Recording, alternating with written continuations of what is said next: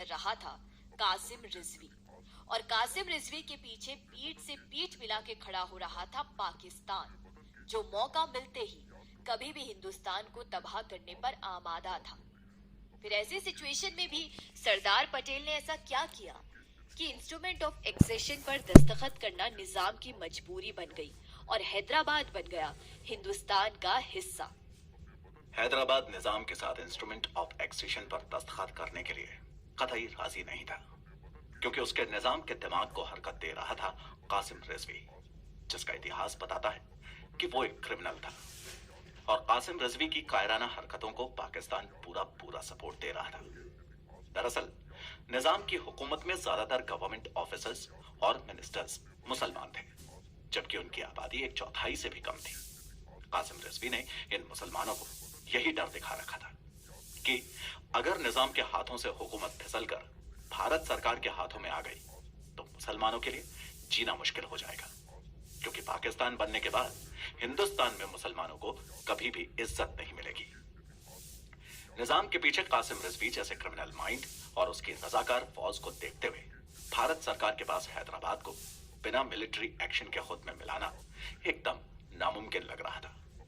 यहाँ हैदराबाद को खुद में मिलाने की कोशिशें कामयाब नहीं हो पा रही थी और वहां कश्मीर में लड़ाई शुरू हो गई। रिजवी को समझ आ गया कि भारत की सेना अभी कश्मीर में उलझी है, ऐसे में उसका हैदराबाद आना नामुमकिन है।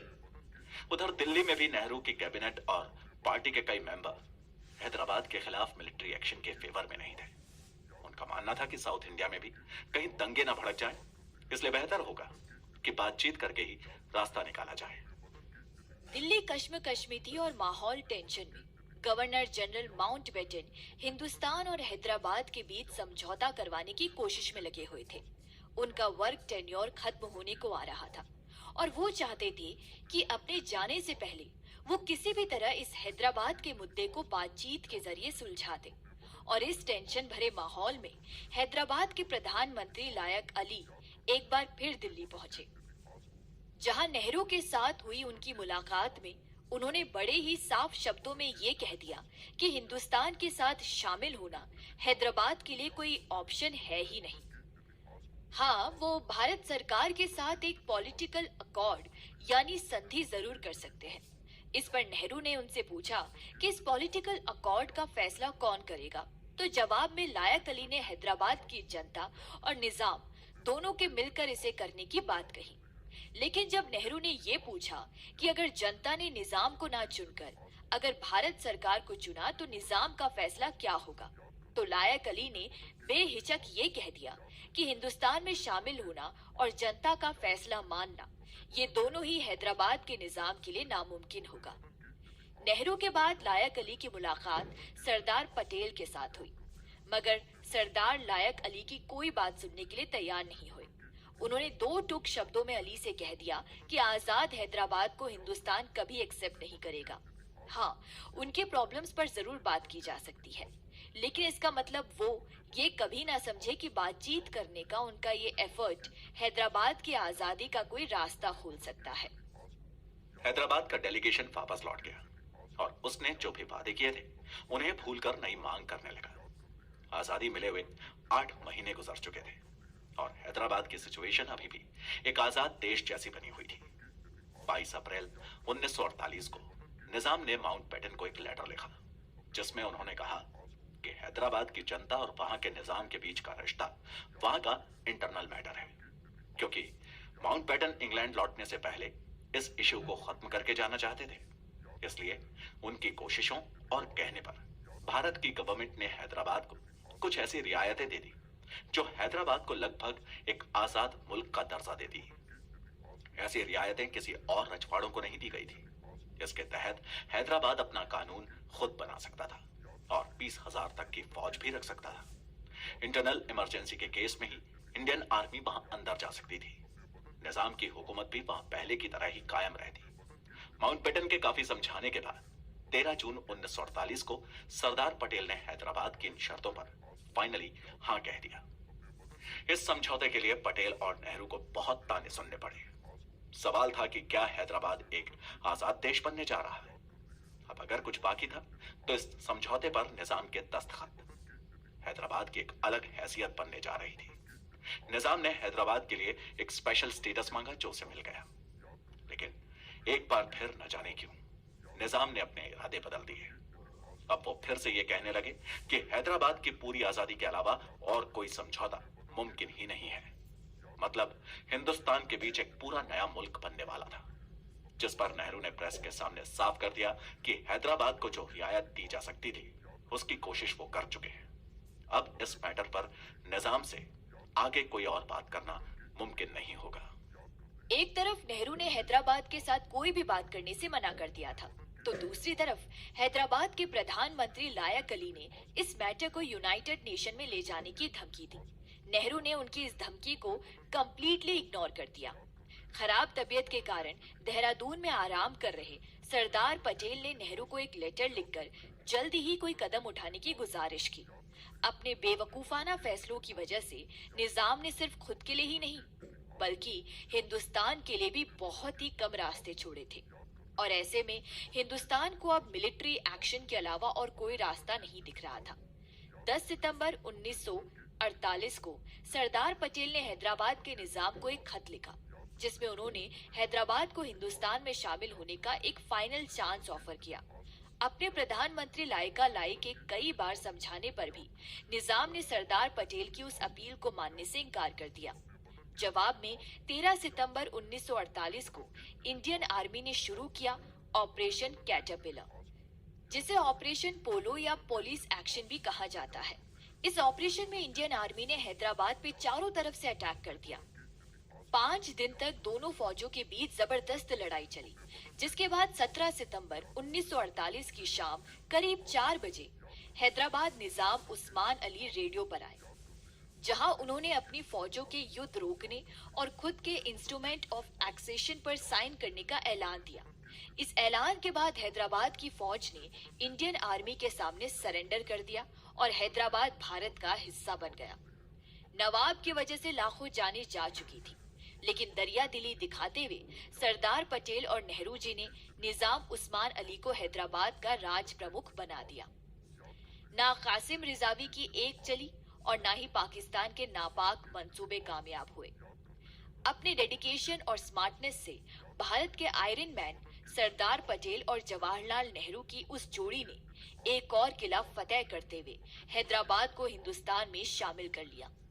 मगर बहुत ही खामोशी से लदी जा रही भारत और पाकिस्तान की जंग में एक स्टेट अभी भी ऐसा बाकी था, जिसके लिए लड़ाई शुरू तो तभी हो गई थी, मगर उसे खत्म होते होते वक्त का दरिया और आम जनता का काफी खून बह गया था। उस स्टेट का नाम था कश्मीर।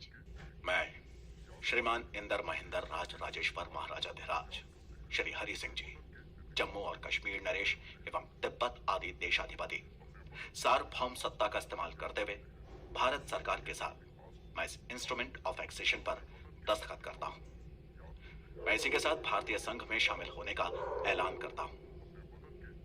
इन लफ्जों के साथ महाराजा ने अपनी रियासत के हिंदुस्तान में शामिल होने के एग्रीमेंट पर साइन कर दिया, और इन शब्दों के साथ ही जम्मू और कश्मीर का मैटर हमेशा हमेशा के लिए खत्म हो जाना चाहिए था।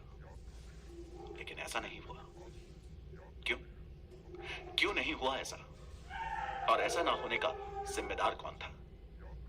प्रधानमंत्री जवाहरलाल नेहरू या सरदार पटेल या फिर माउंट बेटन और या फिर खुद महाराज हरि सिंह? जम्मू कश्मीर के राज हरि सिंह के बारे में मशहूर था कि वो अपना ज्यादातर वक्त या तो बॉम्बे के रेस कोर्स में गुजारा करते थे या फिर अपनी रियासत के जंगलों में शिकार खेलते हुए। राजा हरि सिंह पूरे स्टेट को अपनी बपोदी और खुद को उसका मालिक समझा करते थे। प्राइवेट प्रॉपर्टी और पब्लिक प्रॉपर्टी में वो ज्यादा फर्क नहीं समझते थे। आजादी के बाद जब भारत या पाकिस्तान में मिलने या फिर आजाद मुल्क बनने के 2 ऑप्शंस जब इन रियासतों को दिए गए, बाकी रजवाड़ों की तरह ही कश्मीर ने पहले आजाद मुल्क बनकर ही रहने का फैसला किया। ऐसे में लॉर्ड लुई माउंटबेटन ने एक बड़ी पहल की। इस पहल से भारत का इतिहास ही बदल गया और भूगोल भी। माउंटबेटन हरि सिंह को पहले से जानते थे, इसलिए वो उन्हें समझाने के लिए खुद कश्मीर पहुंचे। जब उन्होंने महाराजा को 15 अगस्त से पहले इंस्ट्रूमेंट ऑफ एक्सेशन साइन करने के लिए कहा, तो महाराजा ने उन्हें अपने आजाद रहने का फैसला सुनाया, जिसके जवाब में माउंटबेटन ने उनके फैसले को एक गलत फैसला करार दिया।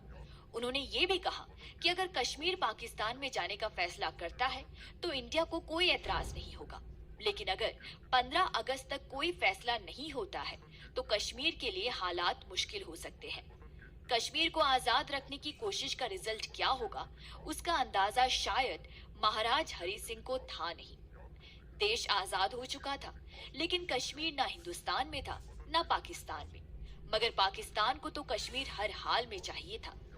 तो ये डिसाइड हुआ कि जिस दिन माउंटबेटन कश्मीर से दिल्ली पहुंचेंगे, उसी दिन वो राजा हरि सिंह से मिलेंगे, लेकिन वो चाहते थे कि वो राजा हरि सिंह से बिल्कुल अकेले में मिले। लेकिन ऐसा हुआ नहीं। राजा हरि सिंह ने खुद ना आकर अपने एक नौकर के हाथ एक चिट्ठी भिजवा दी, जिसमें उन्होंने मैसेज भेजा कि पेट में दर्द होने की वजह से वो अभी मिलने नहीं आ सकते। और उनके इस बहाने ने कश्मीर को एक ऐसी लड़ाई में झोंक दिया जिसे खत्म करने की जद्दोजहद करते करते उम्रें गुजर गई। कश्मीर से लौटते ही माउंटबेटन जवाहरलाल नेहरू से मिले। जब नेहरू ने उनसे हरि सिंह से उनकी मुलाकात के बारे में पूछा तो उन्होंने बताया कि मुलाकातें तो उनकी हरि सिंह से बहुत हुई, लेकिन अकेले में उनसे उनकी एक भी मुलाकात नहीं हो पाई, क्योंकि आखिरी मुलाकात जो अकेले में हो रही थी उससे पहले ही उनके पेट में दर्द हो गया, जिस पर नेहरू बस एक फीकी सी हंसी हंस कर रह गए, जो शायद ये इशारा कर रही थी कि उन्हें हरि सिंह के पेट में हो रहे दर्द की वजह पता थी। अंग्रेजों के जाते ही पाकिस्तान ने कश्मीर को धीरे धीरे करके चारों ओर से घेरना शुरू कर दिया था, और पंडित जवाहरलाल नेहरू पाकिस्तान की नापाक मंसूबों को पहले ही भांप चुके थे कि आखिर जिन्ना के कपड़े दिमाग में क्या चल रहा है। उन्होंने सलाह लेने के लिए इस मैटर पर सरदार पटेल से बात की। सरदार पटेल को भेजे गए अपने खत में उन्होंने लिखा, प्रिय वल्लभ भाई, मैं कश्मीर के विषय में आपको लिख रहा हूं। कई रिपोर्टों के आधार पर यह साफ है कि वहां के हालात बिगड़े हुए हैं। मालूम हुआ है कि पाकिस्तान अभी से कश्मीर में घुसपैठ करके कोई बड़ी कार्यवाही को अंजाम देने के बारे में सोच रहा है। मुझे नहीं लगता कि महाराजा के पास इसके अलावा कोई रास्ता बचा है कि शेख अब्दुल्ला और नेशनल कॉन्फ्रेंस के बाकी नेताओं को जेल से रिहा कर दिया जाए। इस खत में कश्मीर के हालातों को एकदम सही सही बताते हुए उन्होंने कह दिया कि हमें पूरी तरह से अलर्ट रहना होगा, क्योंकि पाकिस्तान कश्मीर में एक बड़ी साजिश को अंजाम देने के मूड में है। पाकिस्तान से बहुत से रेडर्स वहां जाएंगे और फिर वो इसे कश्मीर में अचानक हुआ एक पॉपुलर अपरेसिंग बना देंगे।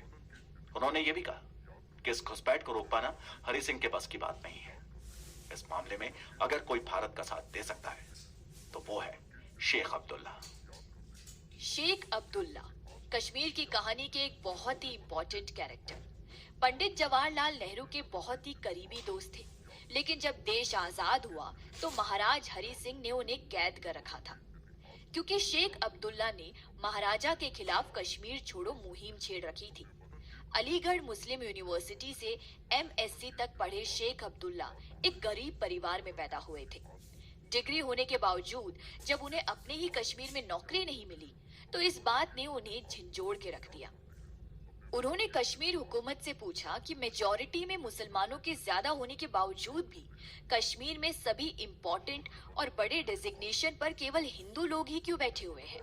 महाराजा हरि सिंह के मुसलमानों के लिए इस भेदभाव के खिलाफ उन्होंने अपनी आवाज बुलंद की और जल्द ही कश्मीर की दबी कुचली मुस्लिम जनता को एक शेख अब्दुल्ला में अपना वो नेता दिखने लगा, जो उनकी उस बात को कहने का दम रखता था जिसे वो हुकूमत के डर से कभी भी अपने लबों पर आने नहीं देते थे। 1932 में जब ऑल जम्मू कश्मीर मुस्लिम कॉन्फ्रेंस बनी, जो आगे चलकर नेशनल कॉन्फ्रेंस बन गई थी, उसे लीड करने की जिम्मेदारी शेख अब्दुल्ला के जवान और मजबूत कंधों पर आ गई थी। कश्मीर के राजा की मजहबी भेदभाव भरी हुकूमत के खिलाफ उन्होंने हिंदू और सिख, जो उस वक्त कश्मीर में माइनॉरिटी में थे, को साथ लेकर आगे बढ़ने के लिए सभी मुसलमानों को आगे आने को कहा।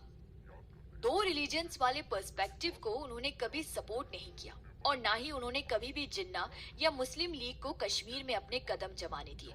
उनका नजरिया साफ था कि कश्मीर सबके लिए होना चाहिए, फिर चाहे वो किसी भी धर्म का हो। यही वो रीजन था जिसकी वजह से नेहरू के साथ उनकी दोस्ती काफी अच्छी हो गई थी। कांग्रेस की तरह वो भी देश से राजाओं की तानाशाही मिटा देने के फेवर में थे।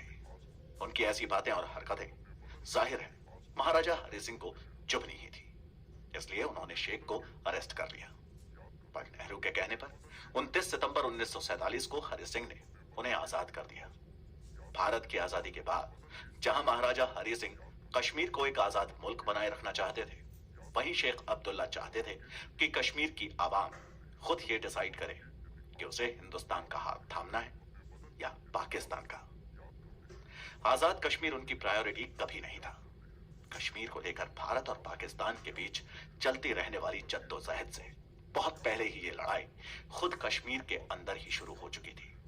और फिर कौन जीता ये लड़ाई और कैसे हासिल हुई वो जीत, और हासिल हुई तो किस कीमत पर? हिंदुस्तान का मुकुट, दुनिया का स्वर्ग कश्मीर।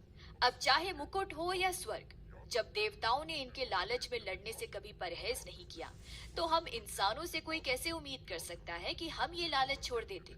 और कश्मीर के लिए तो लड़ाई कश्मीर के अंदर भी चल रही थी और कश्मीर के बाहर भी। अंदर ये लड़ाई महाराज हरि सिंह और शेख अब्दुल्ला के बीच थी और बाहर ये लड़ाई भारत और पाकिस्तान लड़ रहे थे। महाराज हरि सिंह के आजाद कश्मीर का कॉन्सेप्ट पाकिस्तान के आका मोहम्मद अली जिन्ना को मंजूर नहीं था। इसलिए सबसे पहले उन्होंने कश्मीर के साथ हुए स्टैंड स्टिल समझौते को तोड़ दिया और कश्मीर में जरूरी चीजों जैसे पेट्रोल और अनाज की सप्लाई बंद कर दी। सियालकोट से जम्मू के बीच ट्रेन बंद कर दी। उनके इरादे साफ दिख रहे थे कि कश्मीर को पाकिस्तान में मिलाने के लिए वो ताकत का इस्तेमाल करना चाह रहे थे जो कि अक्टूबर 1947 को क्लियर भी हो गए। पाकिस्तान से कबाइलियों की एक बहुत बड़ी भीड़ ने, जो हथियारों से लैस थी, कश्मीर पर हमला बोल चुकी थी। ना सिर्फ उन्होंने हमला बोला, बल्कि कश्मीर की सेना के हजारों मुसलमानों ने सेना छोड़कर हमलावरों से हाथ मिला लिया। और इस बढ़ी हुई ताकत और हौसले के साथ वो लोग बहुत जल्दी श्रीनगर से सिर्फ 164 किलोमीटर दूर मुजफ्फराबाद पहुंच गए।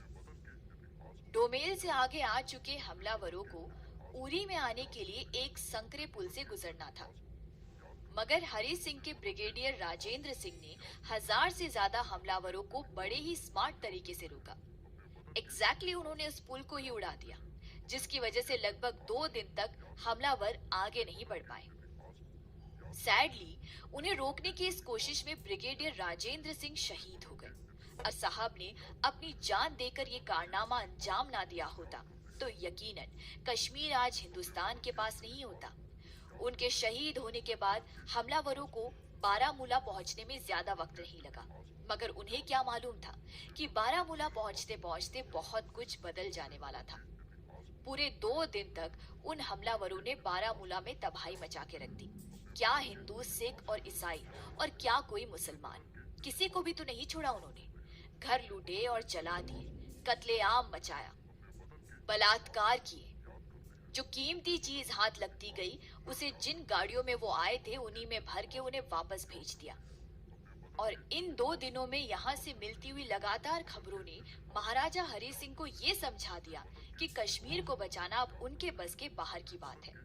उन्होंने बिना वक्त गवाए भारत सरकार से रिक्वेस्ट की कि वो जल्द से जल्द हिंदुस्तानी फौजों को कश्मीर भेजकर कश्मीर को बचा ले। उनकी रिक्वेस्ट पर मेनन कश्मीर पहुंचे और सबसे पहले उन्होंने महाराजा को उनकी फैमिली के साथ जम्मू के लिए रवाना कर दिया, क्योंकि वो जानते थे कि अगर एक बार महाराजा कबाइलियों के हाथ पड़ गए तो फिर कश्मीर को बचाना नामुमकिन हो जाएगा। महाराजा तो चले गए, पर हमलावरों ने श्रीनगर को चारों तरफ से घेर लिया था। इसलिए मजबूर होकर मेनन को भी किसी तरह वहां से हाथों हाथ बचकर भागना पड़ा। अब अगर कोई कश्मीर को बचा सकता था तो वो थी गवर्नमेंट ऑफ इंडिया, मगर वहां दिल्ली में मेनन के लाख समझने पर भी माउंटबेटन कश्मीर को कोई मदद भेजने के लिए राजी नहीं हुए। उनका स्टैंड बिल्कुल क्लियर था कि कश्मीर अब तक भी हिंदुस्तान का हिस्सा नहीं था। अगर उसे हिंदुस्तान की मदद चाहिए थी तो उसे इंस्ट्रूमेंट ऑफ एक्सेशन पर साइन करने पड़ेंगे। उसके बाद ही वो इंडिया से कोई मदद एक्सपेक्ट कर सकता था। उनका ये मैसेज लेकर मेनन एक और मेहरचंद महाजन, जो कश्मीर के प्रधानमंत्री थे, बिना वक्त गवाए महाराजा हरि सिंह के पास पहुंचे जो कश्मीर से भागकर जम्मू में रुके हुए थे। अब तक वो भी समझ चुके थे कि बिना हिंदुस्तान के हिस्सा बने उन्हें भारत सरकार की कोई मदद नहीं मिलने वाली। इसलिए मेनन के कहने पर उन्होंने इंस्ट्रूमेंट ऑफ एक्सेशन पर साइन कर दिए और कश्मीर नाम का वो खूबसूरत मुकुट भारत के माथे पर सजा दिया गया। अब कश्मीर को बचाना हिंदुस्तान की रिस्पॉन्सिबिलिटी थी, मगर महाराजा के मन में ये डर बैठा हुआ था कि क्या होगा अगर हिंदुस्तानी फौजें टाइम पर कश्मीर नहीं पहुंच पाई। और उस रात को सोने जाने से पहले अपने इसी डर को अपनी सेना के कैप्टन दीवान सिंह को बताते हुए उन्होंने कहा कि अगर सुबह तक भारतीय फौज कश्मीर ना पहुंच पाए तो उन्हें नींद में ही गोली मार दी जाए। कश्मीर के भारत में शामिल होने के फैसले के साथ ही नेहरू, पटेल और माउंटबेटन की फौजी कमांडर्स के साथ एक बैठक हुई, जिसमें मिलिट्री रिसोर्सेज पूरे न होने की वजह से माउंटबेटन श्रीनगर में हिंदुस्तानी फौजें भेजने के मूड में नहीं थे। पर नेहरू और पटेल के जोर देने पर वो राजी हो गए। मगर उन्होंने ये भी कहा कि जैसे जैसे ही कबायलियों को हमारी फौजें बाहर खदेड़ दे, कश्मीर में लॉ एंड ऑर्डर वापस बहाल हो जाए। फिर वहां जितनी जल्दी हो सके एक रेफरेंडम कराया जाए, ताकि पता चले कि कश्मीर की जनता का मूड पाकिस्तान के साथ जाने का है या फिर हिंदुस्तान के साथ, जिसका नेहरू और पटेल दोनों ने ही कोई विरोध नहीं किया। और फिर 27 अक्टूबर की सुबह लेफ्टिनेंट कर्नल रंजीत राय की लीडरशिप में हिंदुस्तानी फौजें कश्मीर के लिए बाय एयर रवाना हो गई। 3 एयरफोर्स के प्लेन्स और कुछ सिविल एयरलाइंस के अवेलेबल प्लेन्स में 1 सिख की पहली टुकड़ी श्रीनगर के लिए उड़ चली, जिसके कश्मीर की सरजमीन पर पैर पड़ते ही कबायलियों के पैर उखड़ने लगे और वो उल्टे पांव भागने लगे। इस लड़ाई में हमारी फौजों का साथ दिया शेख अब्दुल्ला और नेशनल कॉन्फ्रेंस ने। कश्मीर का पलड़ा अचानक हिंदुस्तान के फेवर में झुक जाने से बौखला उठे जिन्ना ने पाकिस्तानी आर्मी के जनरल को अपनी आर्मी श्रीनगर भेजने को कहा। मगर पाकिस्तानी और हिंदुस्तानी दोनों आर्मीज के लीडर जनरल ऑकिन लेक थे, जो माउंटबेटन के नीचे आते थे। उनके ऑर्डर के बगैर पाकिस्तानी आर्मी के जनरल ने जिन्ना के इस हुक्म को मानने से साफ इनकार कर दिया। कोई रास्ता न देखकर जिन्ना ने नेहरू और माउंटबेटन को कश्मीर पर बात करने के लिए लाहौर आने का इनविटेशन दिया। सरदार पटेल का कहना था कि कश्मीर पर हमला पहले पाकिस्तान ने किया और कश्मीर ने अपनी इच्छा से हिंदुस्तान में शामिल होने का फैसला किया है, इसलिए हमें लाहौर नहीं बल्कि जिन्ना को दिल्ली आना चाहिए। यह अलग बात है कि फिर भी माउंटबेटन लाहौर जाकर जिन्ना से मिले। नेहरू तबीयत खराब होने की वजह से नहीं जा पाए। कश्मीर के मुद्दे पर भारत और पाकिस्तान की ये पहली ऑफिशियल मीटिंग थी, जिसमें जिन्ना ने माउंटबेटन से कहा कि अगर भारत अपनी फौजें श्रीनगर से हटा लेता है तो वो भी वहां से काबिलियों को वापस बुला सकते हैं। मगर अगले ही दिन नेहरू ने इस मुद्दे को यूनाइटेड नेशन में ले जाने का ऐलान रेडियो पर कर दिया। यूनाइटेड नेशन में इस मैटर को ले जाने का सजेशन माउंटबेटन ने ही नेहरू को दिया था। मगर हद तो तब हो गई जब यूनाइटेड नेशन में अपने मतलब साधने लगे अमेरिका और ब्रिटेन ने ये मानने से इनकार कर दिया कि कश्मीर में हुए कबायलियों के हमले में पाकिस्तान का हाथ था। कश्मीर के शेख अब्दुल्ला की वजह से नेहरू को कश्मीर की जनता का फुल सपोर्ट मिला। हरि सिंह भी अब्दुल्ला को कश्मीर का प्रधानमंत्री बनाने के लिए राजी हो गए। 1 जनवरी 1949 को कश्मीर में भारत और पाकिस्तान की फौजों में यूनाइटेड नेशन के प्रपोजल पर सीज फायर हो गया। सीज फायर होने तक हिंदुस्तानी आर्मी ने वेस्ट में पूंछ और नॉर्थ में कारगिल और द्रास से काबिलियों को पूरी तरह खदेड़ दिया था, मगर उससे आगे का हिस्सा अब भी पाकिस्तान के कब्जे में था, जिसे हम आज भी पीओके यानी पाकिस्तान ऑक्यूपाइड कश्मीर के नाम से जानते हैं। 4 अगस्त 2019 तक कश्मीर में आर्टिकल 370 लागू था, जिसके तहत जम्मू कश्मीर का अलग झंडा और अलग संविधान चलता था। रक्षा, विदेश और संचार के विषय छोड़कर सभी कानून बनाने के लिए राज्य की अनुमति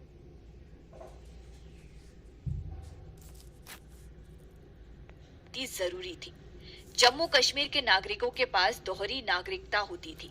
दूसरे राज्यों के लोग जम्मू कश्मीर में जमीन नहीं खरीद सकते थे। मगर 5 अगस्त 2019 को भारत सरकार ने आर्टिकल 370 हटाकर जम्मू और कश्मीर को भारत का हिस्सा अनाउंस कर दिया और कश्मीर ऑफिशियली हिंदुस्तान की सरहदों में शामिल हो गया।